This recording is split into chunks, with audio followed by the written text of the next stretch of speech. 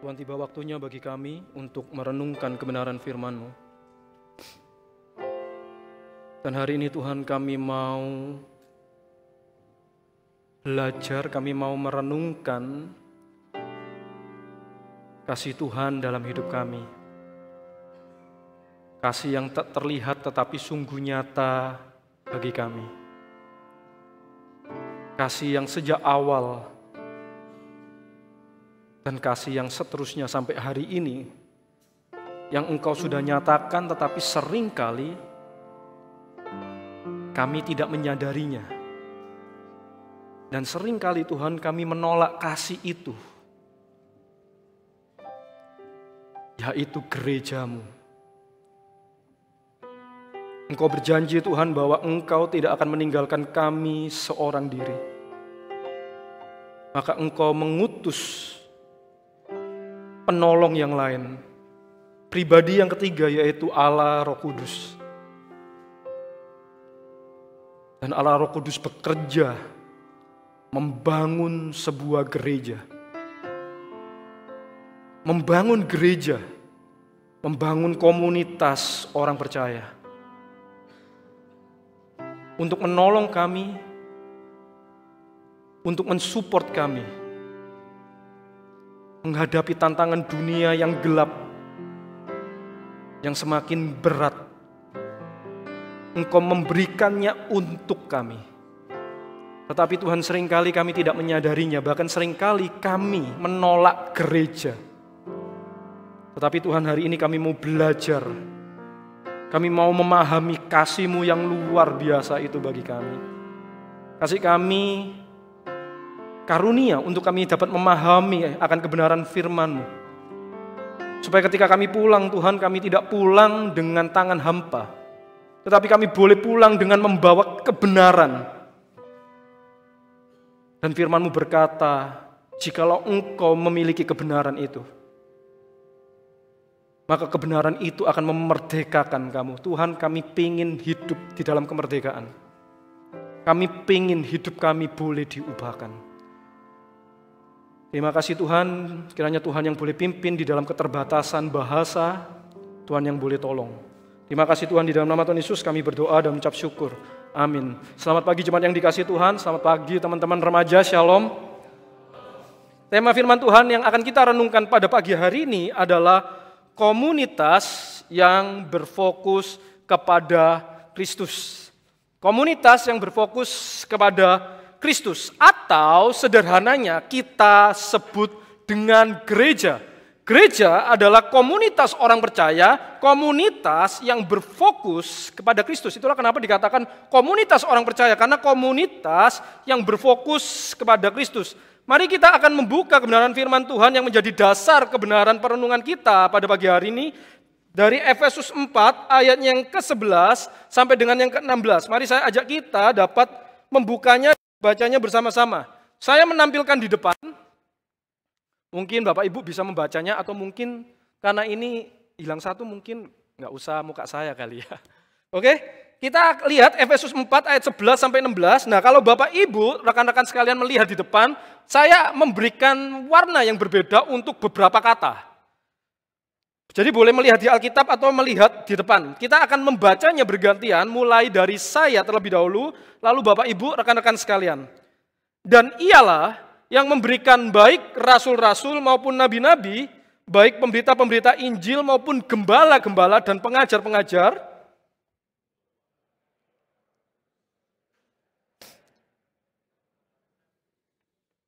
sampai kita semua telah mencapai kesatuan iman dan pengetahuan yang benar tentang anak Allah, kedewasaan penuh dan tingkat pertumbuhan yang sesuai dengan kepenuhan Kristus.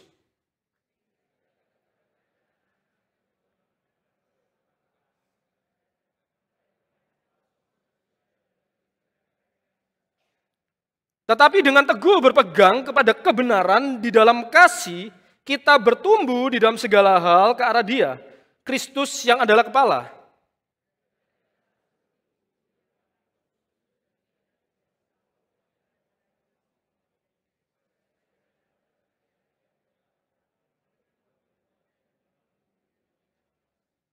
Nah, Bapak Ibu jemaat sekalian, kalau Bapak Ibu melihat bagian yang di depan, saya memberikan beberapa warna untuk beberapa kata. Ada 4 kata kunci yang akan menjadi kunci dalam pemberitaan firman Tuhan hari ini. Yang pertama adalah pelayanan, lalu pertumbuhan, yang ketiga adalah kasih, dan yang keempat adalah kebenaran. Jadi ada 4 kata kunci, yaitu pelayanan, pertumbuhan,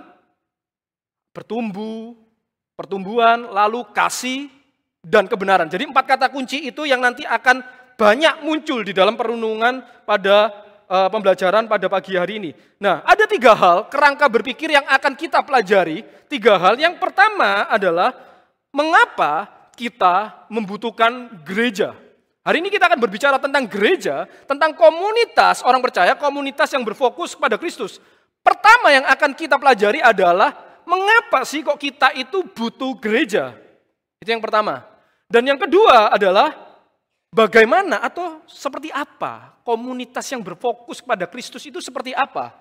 Komunitas gereja itu seperti apa? Bagaimana sih gereja itu? Dan yang ketiga, kita akan berbicara tentang aplikasi dari 2 hal ini, mengapa kita butuh gereja. Gereja itu seperti apa? Aplikasinya adalah bukan ke gereja, tetapi bergereja nantinya. Kita akan membahas itu. Nah, mari yang pertama-tama kita akan belajar mengapa kita membutuhkan gereja. Mengapa kita membutuhkan gereja? Nah, sebelum kita berbicara tentang gereja, kita akan ngomong tentang komunitas. Jadi sebelum kita ngomong tentang komunitas yang berfokus pada Kristus, sebelum kita ngomong tentang gereja sebagai komunitas, kita akan ngomong terlebih dahulu tentang komunitas.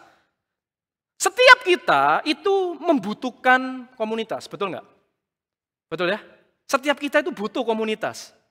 Arisan lah, komunitas sepeda, komunitas lari pagi lah, komunitas Mobile Legends lah. Nah, setiap kita itu membutuhkan yang namanya komunitas, menginginkan komunitas atau setidaknya membutuhkan orang lain, membutuhkan komunitas. Nah, mengapa? Kenapa sih kok kita itu membutuhkan yang namanya komunitas? Kenapa kok kita itu membutuhkan orang lain? Komunitas kan membutuhkan orang lain. Nah, kenapa kira-kira Bapak Ibu? Karena firman Tuhan sendiri mengatakan bahwa tidak baik manusia itu seorang diri saja, maka Tuhan menciptakan seorang apa Bapak Ibu? Bukan teman Bapak Ibu, seorang penolong. Jangan salah ya.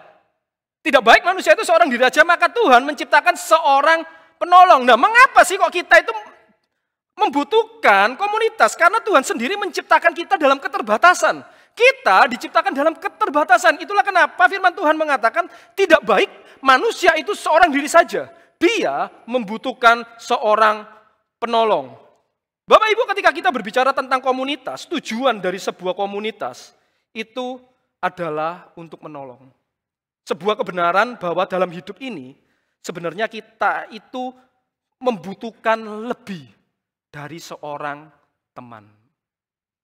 Bapak Ibu, kita itu bukan membutuhkan seorang teman, tapi kita membutuhkan lebih dari seorang teman. Apa yang kita butuhkan? Yaitu penolong.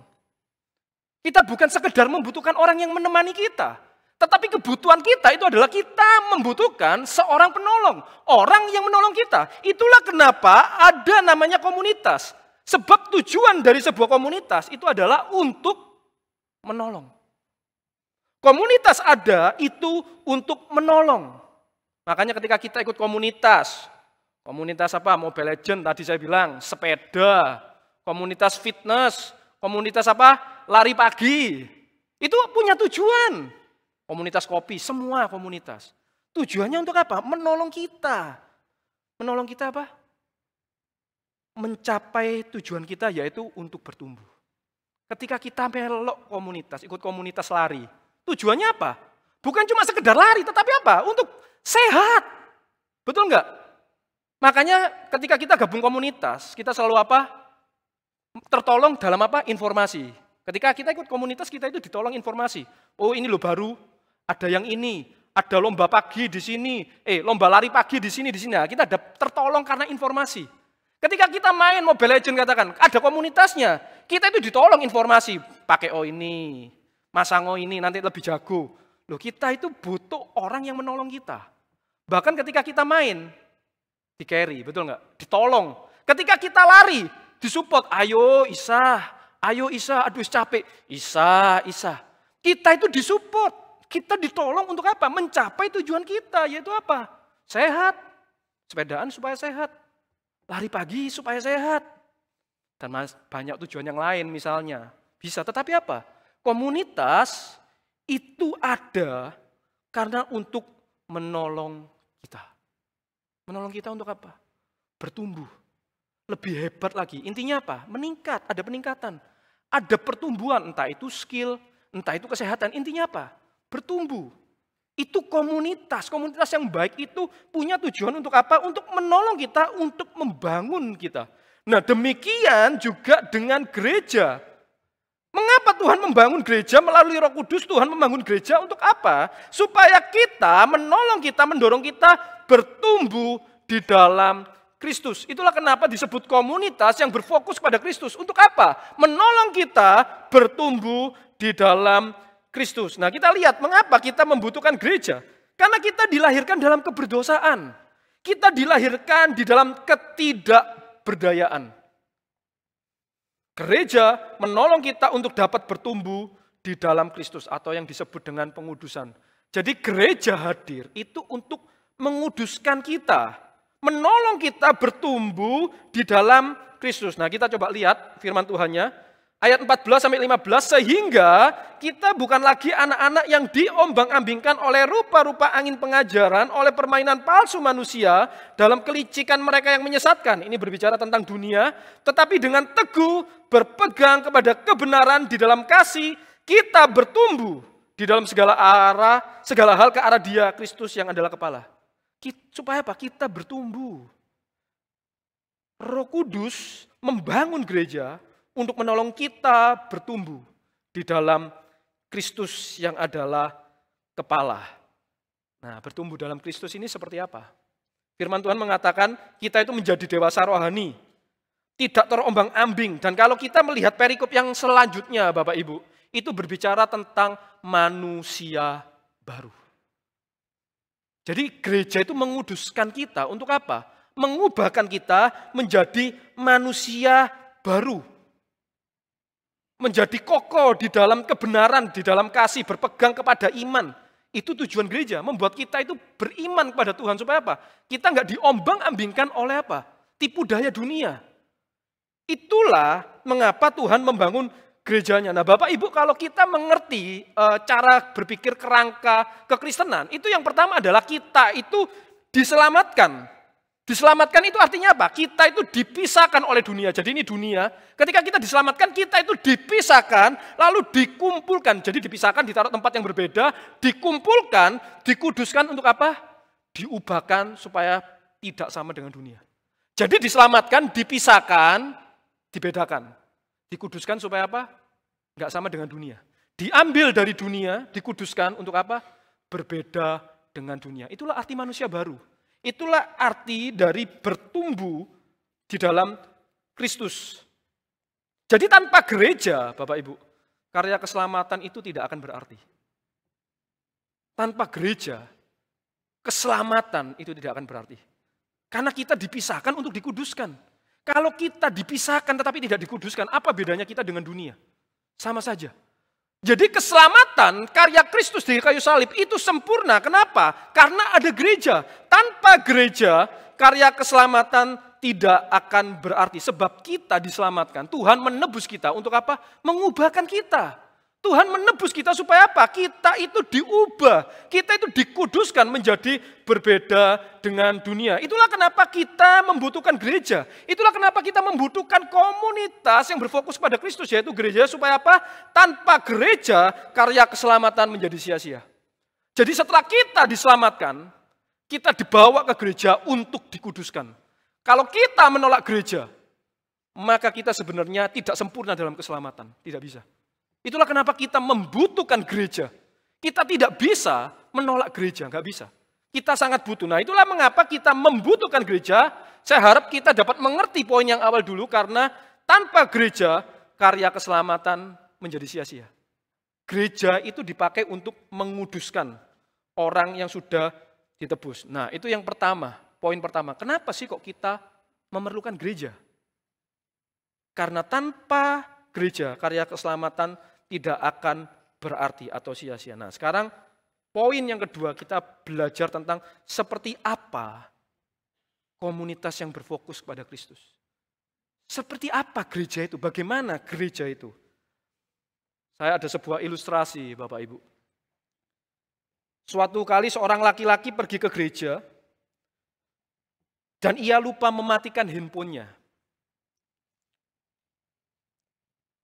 Ia lupa mematikan handphonenya dan berdering di gereja secara tiba-tiba waktu sedang berdoa. Nah, celaka enggak Bapak Ibu?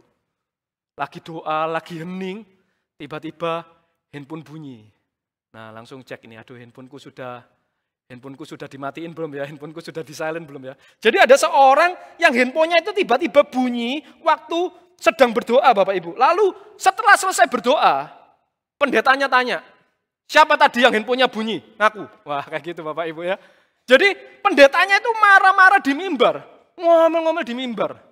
Nah setelah itu gak cuma pendetanya yang marah-marah, para jemaat yang lain juga menegurnya setelah doa karena dia sudah mengganggu keheningan, langsung ditoleh semua ke belakang. Pancet, nah kira kayak gitu. Nah istrinya malu, kamu itu. Nah jadi wis ditanya siapa tadi yang handphonenya bunyi. Jemaat lain ngomel, aduh mengganggu. Pokoknya semuanya ngomel Bapak Ibu gitu ya. Dan lalu dia setelah itu waktu pulang, gak cuma sampai di sana. Ketika pulang, istrinya terus menguliainya karena keteledorannya sepanjang pulang, waktu perjalanan pulang. Nah kalau rumahnya di Tanjung Sari, masih mending Bapak Ibu. Nah kalau rumahnya di Prambanan, ayo sekarang lagi macet itu, betul ya. Prambanan, waduh wis, sejam dikomentari ambil istri. Makanya apa wis dibilangi matino handphone kamu itu selalu wis sejam dikuliahi Bapak Ibu. Waduh gitu ya. Mulai saat itu apa yang terjadi Bapak Ibu? Dia merasa malu. Dia gak mau datang ke gereja. Di satu sisi, malam harinya, di tengah kegalauannya dia stres Bapak Ibu. Apa yang dia lakukan? Dia pergi ke bar, pergi ke klub. Masih merasa gugup dan terguncang, tanpa sengaja ia menumpahkan minuman di mejanya. Tetapi apa yang terjadi? Pelayan bar datang meminta maaf dan memberikannya lap untuk membersihkannya sendiri. Petugas kebersihan mengepel lantai. Dan manajer bar itu memberikan minuman pengganti dan ia juga memberikan pelukan dan berkata, "Sok khawatir, siapa sih yang gak pernah melakukan kesalahan?" Mulai saat itu, dia tidak pernah datang ke gereja, tetapi tidak pernah bolos datang ke bar. Bukankah ini sebuah tamparan buat kita? Seringkali Bapak Ibu, gereja tidak lebih baik. Bar jauh lebih baik. Rasanya bar yang gelap-gelap jauh lebih Kristen, lebih kasih daripada gereja. Itulah mengapa gak heran orang begitu kecewa dengan gereja. Maka ketika kita hari ini berbicara tentang gereja, komunitas yang berfokus kepada Kristus, itu seperti apa? Bagaimana gereja itu? Gereja, komunitas yang berfokus kepada Kristus itu adalah, perhatikan, adalah bukan gereja yang hanya mengkhotbahkan tentang Kristus, tetapi juga menyatakan Kristus dalam tindakannya. Gereja yang berfokus kepada Kristus, komunitas yang berfokus pada Kristus, gereja itu bukan hanya mengkhotbahkan Kristus, tetapi harus menyatakan Kristus di dalam tindakannya. Banyak gereja mengkhotbahkan tentang Kristus, tetapi dalam tindakannya tidak ada Kristus sama sekali.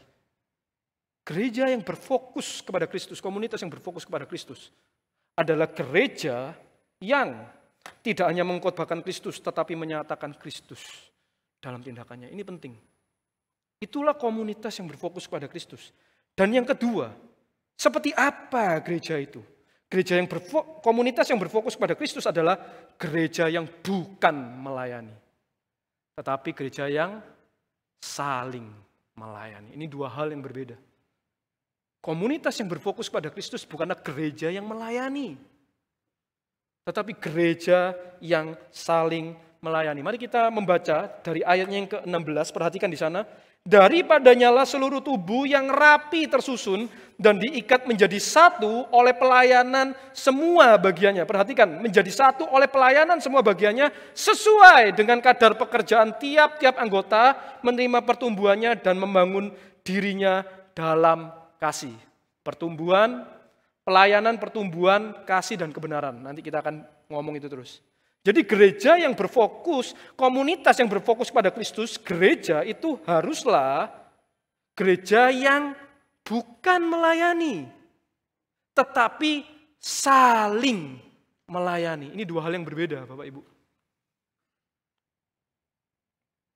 Nah, yang sekarang yang menjadi pertanyaannya, itulah kenapa firman Tuhan mengatakan dalam Yohanes 13 ayat 34 sampai 35, aku memberikan kepadamu perintah baru. Supaya kamu saling apa? Saling apa? Mengasihi seperti aku mengasihi kamu. Dengan demikian orang-orang akan tahu bahwa kamu adalah murid-muridku.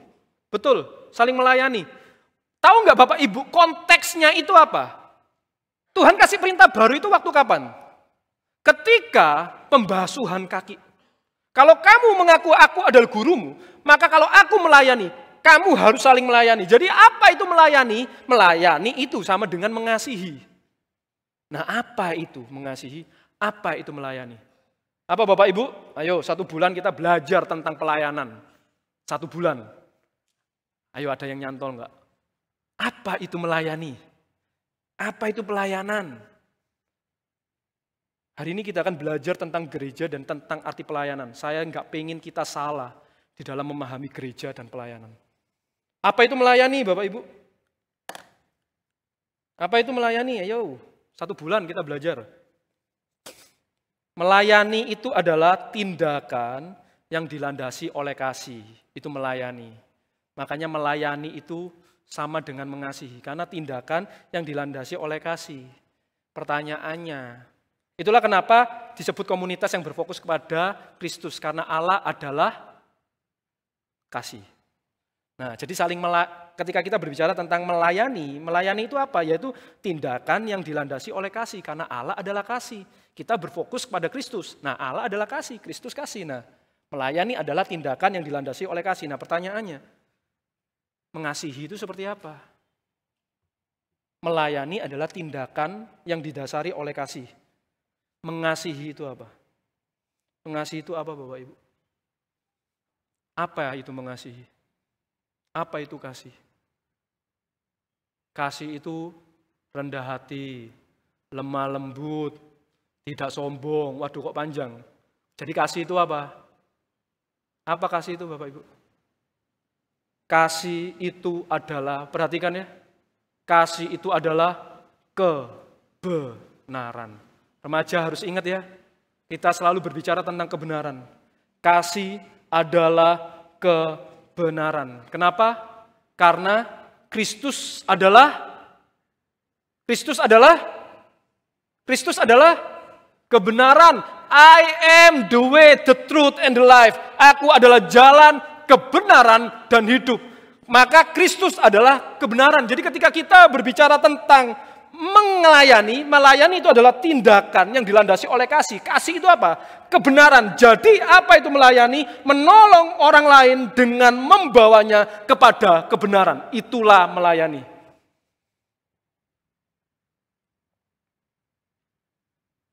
Melayani adalah apa Bapak Ibu? Menolong orang lain dengan membawa kepada kebenaran. Melayani itu bukan sekedar main musik. Melayani bukan sekedar paduan suara. Melayani bukan cuma DCT di belakang sound system khotbah, bukan. Melayani bukan cuma sekedar itu. Melayani itu adalah menolong orang lain, membawa mereka ke dalam kebenaran. Kita coba lihat ayatnya yang ke-12 sampai 13. Untuk memperlengkapi orang-orang kudus bagi pekerjaan pelayanan bagi apa? Pembangunan tubuh Kristus. Ketika kita berbicara tentang pelayanan, itu berbicara tentang building people, tentang membangun orang. Saya pernah bilang sama remaja, sama pengurus, percuma musikmu bagus, itumu bagus, tetapi jemaatmu, teman-teman remaja tidak mengenal kebenaran buat apa? Teman-temanmu tidak mengenal Tuhan buat apa? Karena pelayanan yang sesungguhnya bukan main musik, tetapi membawa teman-teman kepada kebenaran. Itulah pelayanan. Makanya pelayanan itu berbicara tentang building people, melayani itu berbicara tentang memuridkan. Bagaimana kita menegur, kita mengajar, membimbing, dan mencontohkan. Makanya ketika pelayanan musik, ketika kita tahu teman kita telatan, kasih tahu, ojo telatan, persiapkan main dengan baik. Ayo kamu kalau latihan, ojo cuma latihan di sini, pulang latihan lagi. Itulah melayani. Bukan cuma main musik, bukan cuma paduan suara, tetapi apa? Kita membawa mereka ke dalam kebenaran. Saya punya cerita, Bapak Ibu. Saya cerita waktu saya pelayanan di Bandung. Nah, pelayanan di Bandung itu ada paduan suaranya. Nah, paduan suaranya ini, orang di dalamnya itu lagi gegeran, tukaran. Saya taunya dari mana? Boksu saya. Cerita, aduh si AI ini sama si AI ini tukaran. Paduan suara, Bapak Ibu, satu paduan suara tukaran. Ya kan? Nah, sampai suatu kali saya dapat kesempatan besuk ke salah satu dari AI ini. Kenapa? Karena anaknya itu anak pemuda saya. Jadi besuk. Nah, saya tahu bahwa AI ini lagi tukaran di dalam padus. Ketika saya datang ke rumahnya, Bapak Ibu, lihat-lihat, sambil nunggu lihat-lihat foto, ya kan? Nah, di salah satu meja itu ada kalender duduk. Kalender yang ini ya di meja. Nah, kalender itu adalah souvenir dari gereja. Nah, maka karena souvenir dari gereja, background-nya itu adalah teman-teman pelayanan. Nah, ada itu teman-teman pelayanan padusnya dia. Tahu Bapak Ibu yang saya lihat di kalender apa? Foto orang yang dia benci. Itu disensor Bapak Ibu. Ditempeli kertas, bayang sampai kayak gitu loh. Sampai buelani, tak buka, loh ada lagi. Tak buka ada lagi. Buelani Bapak Ibu. Ayo kita gitu enggak? Ada yang kayak gitu enggak? Serius, disensor. Mukanya teman yang dibenci itu disensor, dikasih kertas, diselotip, dia enggak mau lihat. Saya bilang, loh AI, apa? Oh ini AI, kok disensori semua muka? Siapa ini disensor? Ya gitulah Pak Kris, tak buka ya AI ya, boleh enggak tak buka AI? Ya, enggak pernah jawab Bapak Ibu. Apakah itu arti pelayanan? Kita melayani di dalam paduan suara, tetapi tukaran di dalamnya. Pelayanan itu berbicara tentang building people. Bagaimana kita menegur, bagaimana kita membimbing, bagaimana kita mencontohkan. Itulah Bapak Ibu mengapa kasih itu mengubahkan. Kenapa? Karena kasih adalah kebenaran. Yohanes 8 mengatakan, kalau kamu memiliki kebenaran, maka kebenaran itu akan memerdekakan kamu. Apa artinya memerdekakan kamu? Kebenaran itu akan mengubahkan kamu. Gereja dipanggil itu untuk mengubahkan orang. Kenapa kasih itu mengubahkan? Karena kasih itu adalah kebenaran. Tanpa kebenaran, kita tidak bisa berubah. Yang mengubahkan kita itu kebenaran, Bapak Ibu. Kebenaranlah yang mengubahkan kita. Nah, cuma masalahnya adalah kecenderungan gereja bukan mengasihi, tetapi apa? Mengasihani. Aduh rek sakno wis gak popola jingjailah. Bapak Ibu, kebaikan tanpa kebenaran bukanlah kasih. Kebaikan tanpa kebenaran bukanlah kasih. Gereja seringkali baik, betul. Tetapi seringkali apa? Gak benar. Kebaikan tanpa kebenaran bukanlah kasih. Itulah kenapa seringkali kita berbuat baik, tidak mengubahkan orang. Kenapa? Karena kita baik tapi gak benar.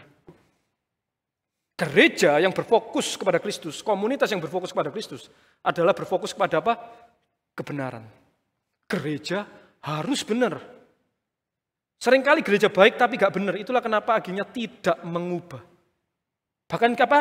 Gereja cenderung tidak adil. Kalau yang di depan orang-orang penting yang kaya, tutup mata lah, gak usah ditegur lah, gak usah diomong. Tapi coba lah sing bencekno. Ditegur aja gak ngurus keluar-keluar. Wah itu bahaya Bapak Ibu. Gereja seringkali gak adil. Gereja lebih memanjakan daripada mendisiplin. Kita tahu salah, tapi gereja takut. Iki orang penting iki rek. Orang penting ini. Persembahannya banyak nih. Gereja gak berani tegur. Gereja tutup mulut. Gereja takut jemaatnya hilang. Gereja lebih milih apa? Memanjakan. Wes kasih, ngomongnya kasih. Wes gak apa-apa lah, kesempatan lagi kasih, ngomongnya kasih. Enggak. Ketika gereja tidak mendisiplin, gereja tidak benar. Gereja memanjakan. Itulah kenapa akhirnya banyak orang kecewa sama gereja. Karena merasa gak adil gereja ini. Udah tahu salah kok dibiarin aja. Gereja cenderung apa? Tutup mata. Gereja mendiamkan, gereja tidak menegur. Gereja adalah komunitas yang berfokus kepada Kristus, yaitu apa? Gereja harus benar. Jangan sebut lu sahabat Kristus kalau lu gak berani mengatakan kebenaran.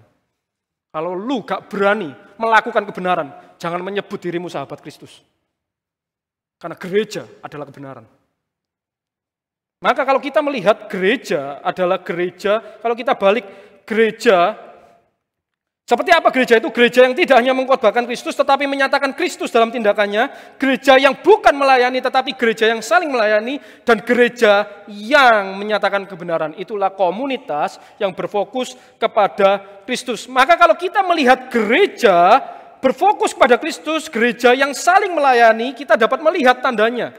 Kita coba baca Filipi 2 ayat 1 sampai 5. Kita baca sama-sama 1, 2, 3. Jadi karena dalam Kristus ada nasihat, ada penghiburan kasih, ada persekutuan roh, ada kasih mesra, dan belas kasihan yang pertama. Tanda gereja yang punya kebenaran adalah punya belas kasihan. Lihat, ada nasihat, ada teguran, ada kebenaran di sana. Lalu yang kedua, karena itu sempurnakanlah sukacitaku dengan ini, hendaklah kita sehati sepikir dalam satu kasih, satu jiwa, satu tujuan, dengan tidak mencari kepentingan sendiri atau puji-pujian yang sia-sia. Gereja yang benar, yang berfokus pada Kristus adalah gereja yang satu. Gereja yang bersatu. Gereja yang gak tukaran. Gereja yang gak eker-ekeran. Tetapi gereja yang bersatu.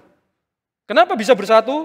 Kita baca ayat selanjutnya, ayat 2. Sebaliknya hendaklah dengan rendah hati yang seorang menganggap yang lain lebih utama daripada dirinya sendiri.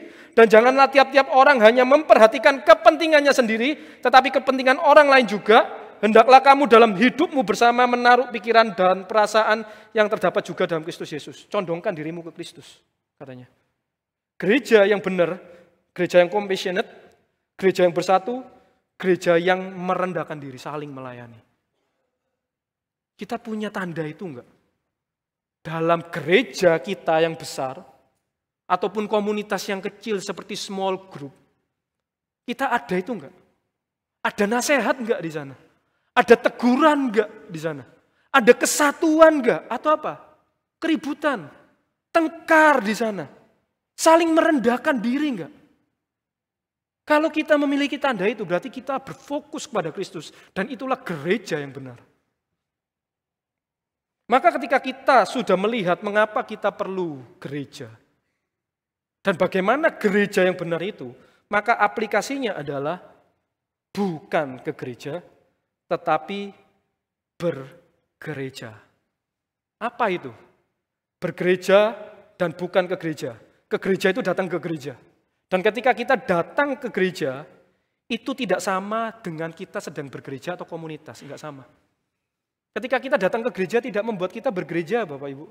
Kita cuma datang. Nah, apa itu bergereja? Ketika kita berbicara tentang komunitas, komunitas itu berbicara tentang mengambil bagian. Ketika kita tidak mengambil bagian, kita bukan sedang bergereja. Ketika kita datang ke paduan suara, tapi kita nggak ambil bagian, ya kita nggak sedang dalam komunitas itu.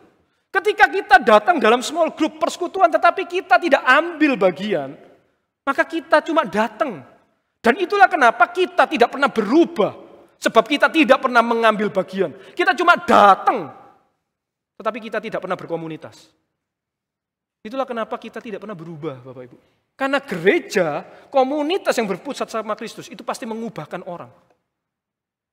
Karena gereja itu menguduskan. Dia pasti mengubahkan orang.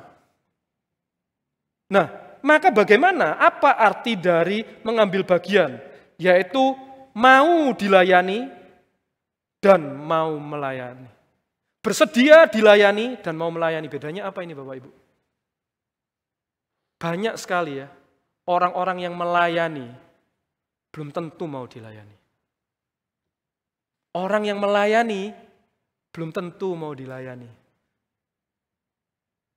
Mobil rusak Bapak Ibu, bayangkan mobil rusak, gak bisa dipakai.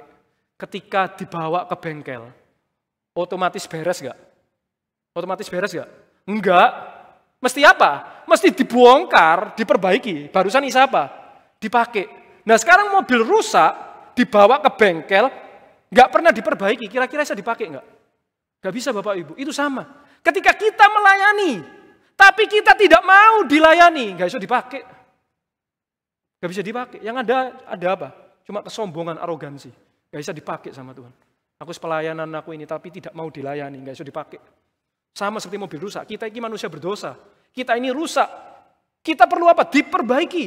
Kita perlu dilayani. Kalau enggak apa? Enggak bisa dipakai. Sama seperti mobil rusak. Datang ke bengkel. Kalau enggak dibongkar, ya tetap rusak. Harus dibongkar, diperbaiki supaya apa? Bisa dipakai. Kita manusia berdosa kalau kita tidak dilayani. Tuhan enggak bisa pakai kita. Lu mau melayani ya apapun, Tuhan tidak bisa pakai. Kenapa? Karena kita rusak. Kita bermasalah. Nah kita mesti ambil bagian. Mengambil bagian itu berbicara tentang bersedia dilayani dan mau melayani. Petrus sebelum dia menyangkal Kristus, Yesus membasuh kaki dan Petrus bilang apa? Tuhan, lu tidak pernah boleh melayani aku. Lu tidak pernah aku izinkan untuk membasuh kakiku. Pelayanan Tuhan ditolak. Lalu Tuhan bilang apa? Petrus, kalau kamu tidak aku layani, kalau aku tidak membasuh kakimu, kamu tidak mendapat bagian dalam aku. Banyak orang melayani tapi tidak mau dilayani. Kapan kita dilayani Bapak Ibu? Banyak orang melayani tetapi tidak mau ditolong. Dilayani itu ditolong. Ditolong ke dalam apa? Kebenaran. Kapan kita dilayani? Ketika kita ditegur dan ketika kita dikoreksi. Itu kita sedang dilayani. Tetapi ketika kita ditegur, kita dikoreksi, yang kita lakukan apa? Kita marah. Gak pelayanan lagi, males lah. Lapo pelayanan. Wis menengai. Atau enggak mungkin apa? Keluar. Banyak dari kita tidak mau, tidak bersedia apa? Dilayani, ditolong, dikoreksi, diobati. Bapak Ibu dalam hidup kita itu butuh cermin. Sebagai manusia berdosa, kita selalu merasa diri kita benar. Kita itu butuh cermin untuk melihat, oh ternyata rambutku kurang rapi. Oh ternyata ada kotoran di mata saya. Kita itu perlu cermin. Siapa yang jadi cermin kita? Orang lain. Makanya ketika orang melihat kita, kamu salah. Kok rasanya nggak pas? Orang itu menegur. Itu kita itu sebenarnya sedang dilayani. Tetapi ketika kita dilayani, yang kita lakukan apa? Kita ngamuk. Kita nggak mau dilayani. Itulah kenapa banyak orang akhirnya juga nggak mau ke gereja. Kenapa? Karena semakin masuk ke gereja, kita semakin apa? Ketahuan, takut. Padahal apa? Itu adalah kesempatan kita itu dipulihkan. Ketika kita gabung dalam komunitas, segala sesuatu kita itu keluar. Untuk apa? Supaya kita itu dipulihkan, diobati. Kamu ada salah ini loh. Kamu itu selama ini iri loh. Kamu itu sombong loh. Nah itu kita itu sebenarnya itu sedang dilayani. Kita itu sedang diobati, itulah pelayanan. Pelayanan itu menolong orang ke dalam kebenaran. Dan gereja itu seperti itu. Menegur orang, membimbing orang, mencontohkan kebenaran kepada mereka. Mau enggak kita dilayani? Mau enggak kita itu terbuka? Ketika kita lemah, kita dilayani, ditegur, mau enggak kita menerima? Karena itu pelayanan, karena itu kita sedang dilayani. Kalau kita tidak dilayani, kita tidak bisa dipulihkan. Yang kedua, banyak orang yang cuma mau dilayani terus, tapi nggak mau melayani. Ini juga celaka Bapak Ibu. Pengennya mau dilayani terus, tapi nggak mau melayani. Gitu. Saya bilang, ayo ikut persekutuan. Datang, terus kok gak datang lagi? Males, gak dapat apa-apa lah, gak dapat apa-apa Bapak Ibu. Nah, seringkali kita kan gitu. Ayo datang ke gereja, datang. Terus, halam yang ini tuh gak dapat apa-apa. Kita cuma apa? Pengen dilayani. Bapak Ibu. Cuma pengen apa? Dapat sesuatu. Gak dapat apa-apa. Ayo, apa gak datang? Males, kumpul sama bocil-bocil gitu tuh. Ini remaja nih, bocil-bocil. Lah, kok kumpul sama bocil-bocil? Saya bilang, lu kakak, lu koko, lu senior, lu datang untuk mengajar mereka hal-hal yang benar. Karena kamu sudah mengalami hal itu. Kamu share hidupmu ke mereka. Itu pelayananmu yang sesungguhnya.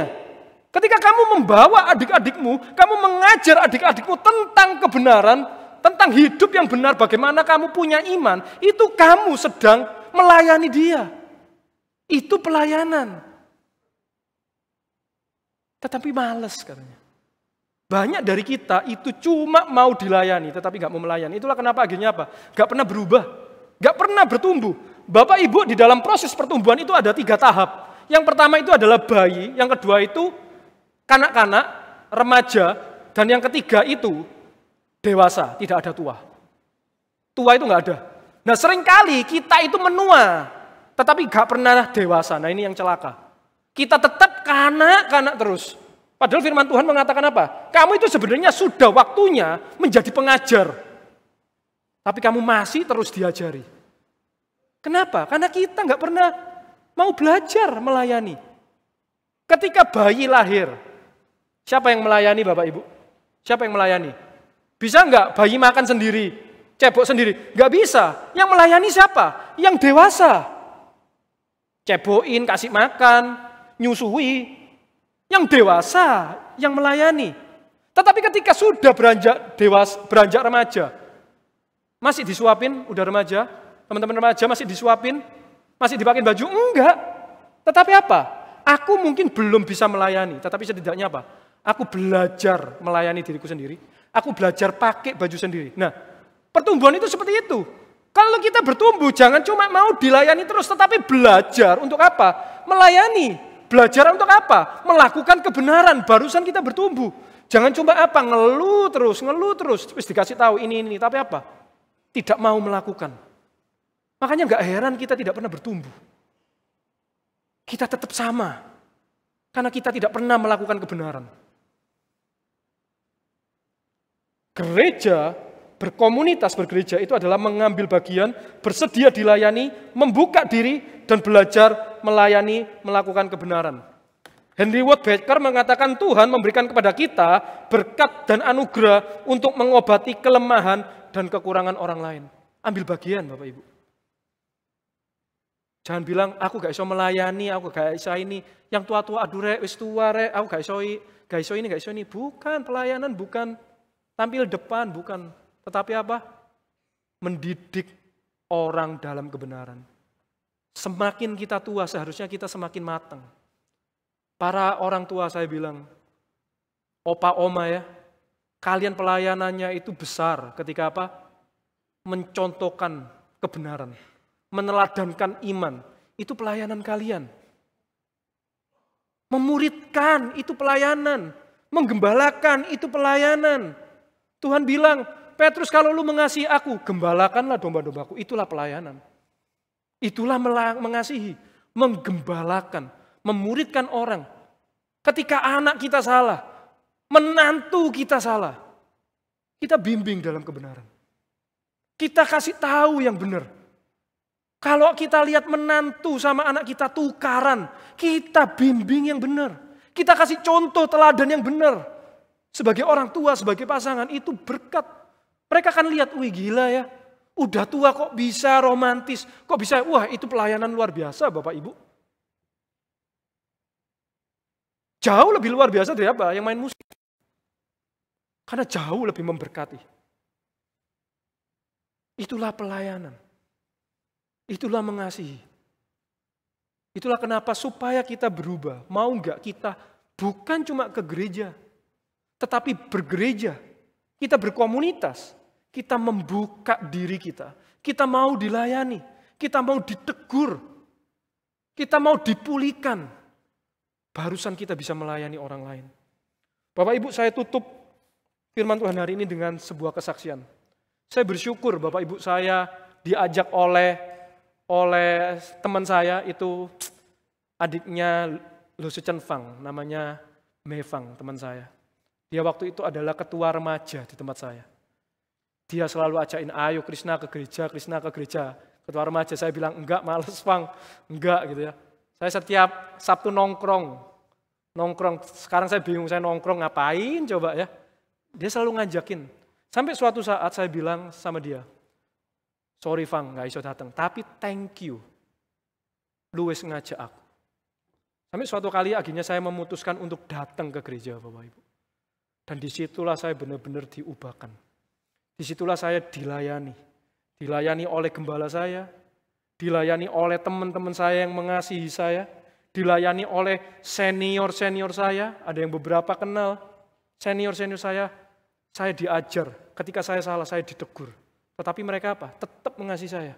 Malu gak? Malu. Sakit gak? Sakit.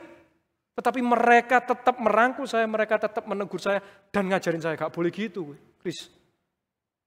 Kalau kamu harus seperti ini. Bapak Ibu. Pernah suatu kali saya ketua pemuda.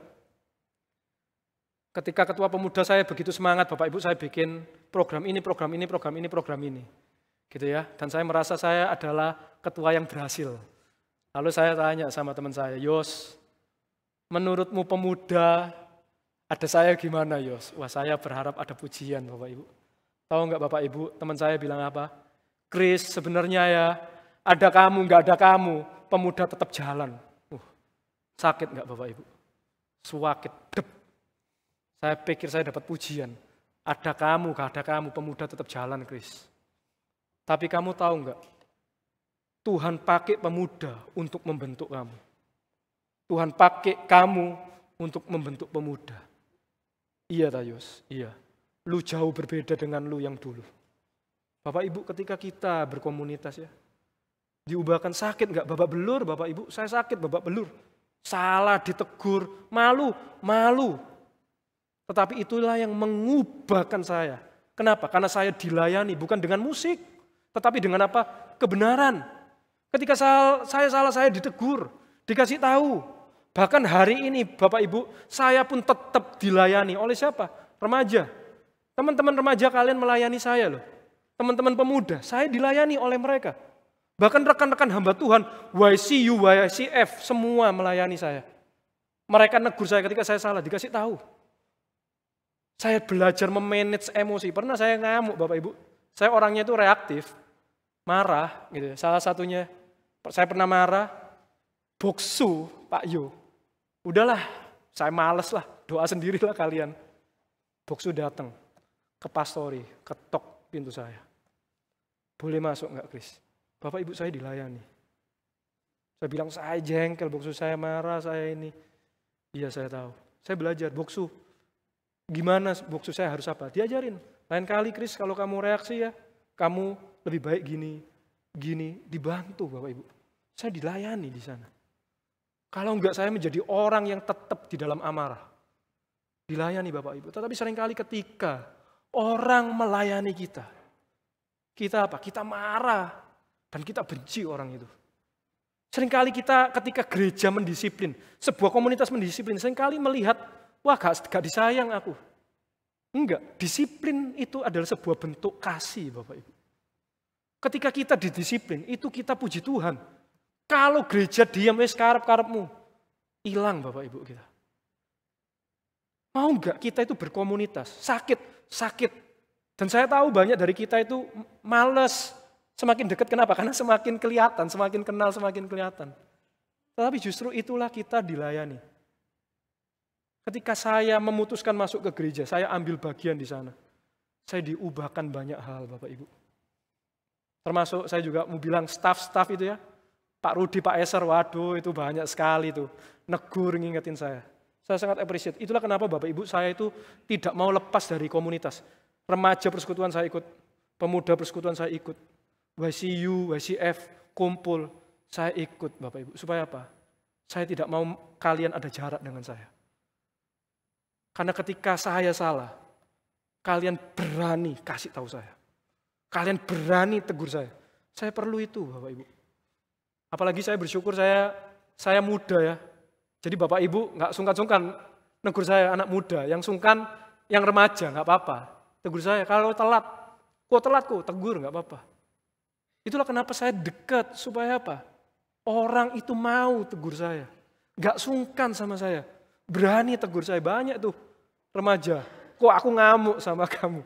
Pemuda juga, kok aku mangkal sama kamu? Oh iya dah, sorry, aku gak ada maksud. Itulah kenapa kita perlu berkomunitas, mengambil bagian. Karena kita perlu dilayani. Kita perlu cermin untuk mengingatkan kepada kita tentang kebenaran. Bapak Ibu, mari kita bukan cuma ke gereja, tetapi mari kita bergereja. Teman-teman remaja, aku kesana bilang kalau teman-temanmu ngajak ke gereja persekutuan ya, Bapak Ibu jemaat juga, jangan ditolak. Jangan ditolak, karena itu Roh Kudus yang panggil kalian, gerakan kalian untuk masuk di sana. Untuk sama-sama dibentuk, sama-sama belajar. Mari kita masuk dalam doa. Tuhan, terima kasih untuk kebenaran firman-Mu hari ini. Seringkali Tuhan kami tidak menyadari kasih-Mu kepada kami. Karena kasih itu berbicara tentang kebenaran. Dan kebenaran itu memang menyakitkan. Seringkali Tuhan kami lebih senang dengan orang-orang yang mensupport kami dalam hal-hal yang buruk. Padahal mereka tahu bahwa itu tidak baik, tetapi mereka mendiamkan kami. Tuhan, tolong kami Tuhan bukan sekedar ke gereja, tetapi tolong kami untuk bergereja.